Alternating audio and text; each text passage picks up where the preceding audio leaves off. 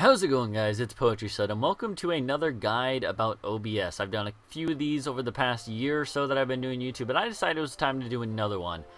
In this guide, I'm going to be talking to you guys a little bit about layers and captures and different ways that you can use the interface in OBS, because my previous big guides that got a lot of views on my channel and seemed to help a lot of people out were the ones that were talking about like the settings, like the video settings and ways to reduce the lag and to stop freezing.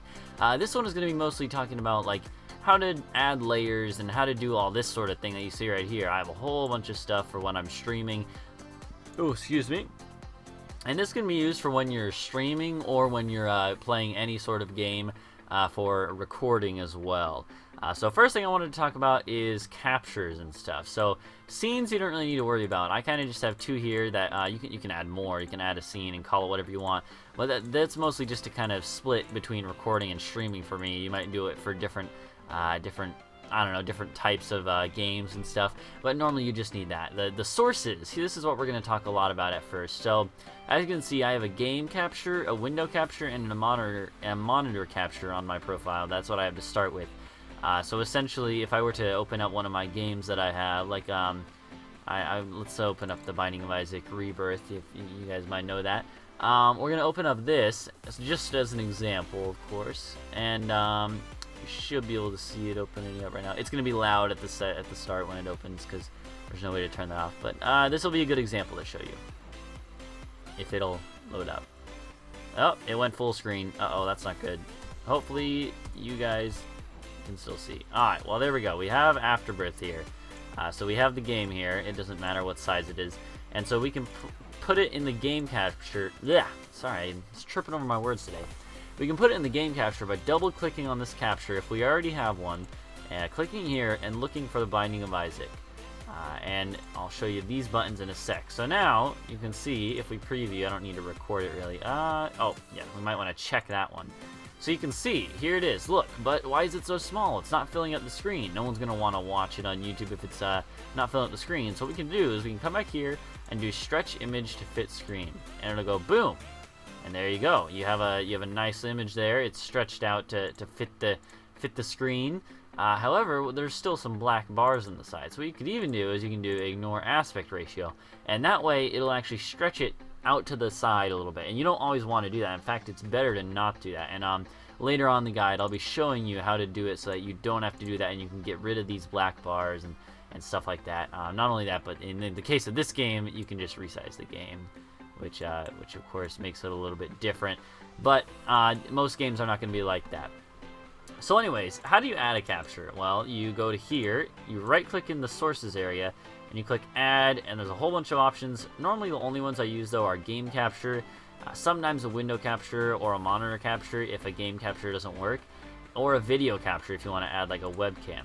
And one of the important things to keep in mind here is that you actually have different layers, and so essentially this is at the top, so that's the top layer. So let's go to like my streaming thing. This is my streaming overlay for when I'm playing games, and it consists of several different parts. So you can see I have the backdrop at the very bottom, and I have the goofy pic, which is that picture of me right there, and I have a game capture up here. So what if I wanted to, let's say I wanted to put this down at the bottom? I don't know why I would, because that would kind of be out of the, that would kind of defeat the purpose. But if you right click and go to order, you can actually move it to the bottom and it disappeared. Then again, you can move it up and it moves up, and now it's above the backdrop. And that's basically how you do that. You can also mess with position and size. You can reset cropping, reset size, fit to screen, so we can fit to the screen. I don't really like that as much, but there's a whole bunch of stuff you can do with that to mess around with it. And the last thing I should mention with this is when you're recording games, let me go back to this. Some games, when you actually try to pick them up, like let's say I did something here, some games, especially games like, it seems games that are mostly meant to be played in full screen, they just sometimes will not capture if you try to do this. And the solve, like even if you have it checked and stuff and you make sure, sometimes it just still will be a black screen. One way to get around this is to restart the game while keeping this on checked on for that game, and sometimes that'll actually help. Some games just don't like to work for it, and you might have to use a window capture and you'll try to find it in the windows, and either inner window or entire window. You can fiddle around with it and stuff. But that's kind of all for that that portion of this little guide thing that we're doing. So I talked about layering, I talked about captures. Let's go back to this because I wanted to show you. So what if I wanted to change stuff manually? For instance, this goofy picture, right? I want it to be a little smaller. I want to put it back in the corner where it was. So the easy way to do this actually is to go to Edit Scene, and you can move it around now. And it has this little box around it. And what you can do is you can actually downgrade it in size and make it bigger or smaller.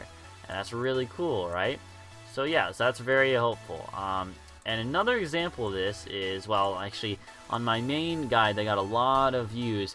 Some people are asking, how do you record stuff like Agario? That's the common one that I saw. And so I have an instance of Agario here. We are gonna have this up here. So we have this up. Let's go ahead and just go to this. Let's go to Agario. Stretch image to screen. It's not going to pick up because we want to do that. Oh, so alright, so here we go. We have a monitor capture. Obviously, there's the whole thing with the you know, you can see it in infinitely, so I'll just make it small for now.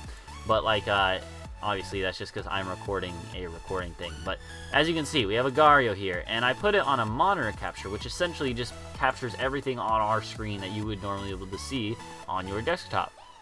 So what if I want to edit it down? So I'm gonna make it bigger. I know it's gonna be like going off into infinity. Just focus on the main frame here. All right. So what are we gonna be doing to actually make it smaller? And this won't be like this for long because of what I'm about to show you. So what we can actually do is you come down here to Edit Scene. We still have this thing, remember? Yep. So now we can see we're moving it around. I know it's kind of weird to look at, but that's the only way I can really record it. What you want to do is, instead of resizing it, all that's going to do is resize it. You can maybe make it a little smaller so you can see what you're doing, see where the edges are. What you actually want to do is hold the corner and then hold Alt, and you can actually crop things out. So, like in this instance, I would want to crop out the top bar. I don't want the address bar. People don't need to see that, right? And I can also crop out this bottom bar right here, and there you go. Look at that. Now it's just the game. Obviously, you want to probably keep the resolution about the same, so cut a little bit off the sides, put it up near the top again, and then do the normal resizing, and it looks like it comes right about down to there. Maybe we'll cut a little more off the sides so that we can kind of make it a little bit longer.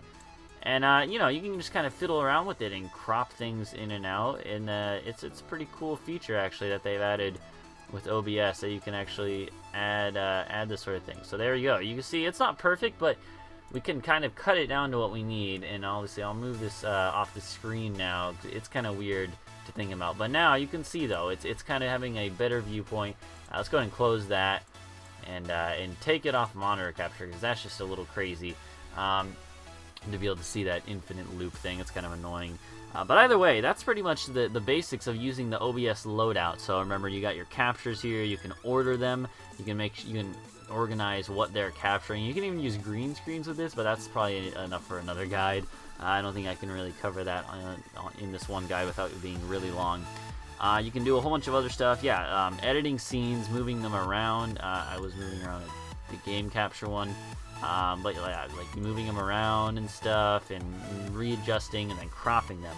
And that's a major part of being able to stream proficiently, especially, but even doing recordings and stuff. If you want to switch out to a backdrop just in case you lose the game crashes, stuff like that. It's good to know. It's good to be able to edit. Plus, if you have a image of the game that's the wrong resolution, it's good to be able to know that you can just go here and stretch image to fit screen, so that'll take up the full screen and automatically be the right size, and that you can do that manually with the edit scene. Anyways, though, that's going to be it for this guide, so thank you guys for watching.